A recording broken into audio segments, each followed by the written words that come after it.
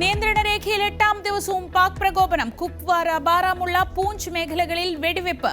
ശക്തമായി തിരിച്ചടിച്ച് സൈന്യം. ശ്രീനഗറിൽ സൈന്യത്തിന്റെ വ്യാപക പരിശോധന.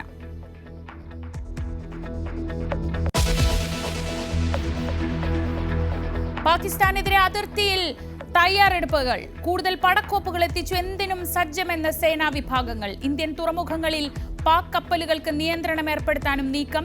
പഹൽഗാം ഭീകരർ ഉപയോഗിച്ച ചൈനീസ് നിർമ്മിത സാറ്റലൈറ്റ് ഫോണുകൾ കണ്ടെടുത്തു.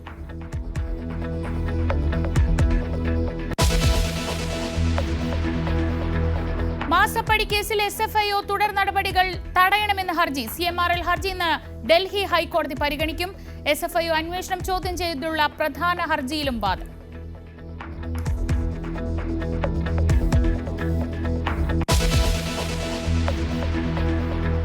മംഗളൂരുവിൽ വീണ്ടും രാഷ്ട്രീയ കൊലപാതകം.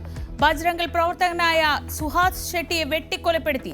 6-അംഗ സംഘം ആക്രമിച്ചത് ജനക്കൂട്ടം നോക്കി നിൽക്കവേ. കൊല്ലപ്പെട്ടത് വധക്കേസുകളിൽ പ്രതി.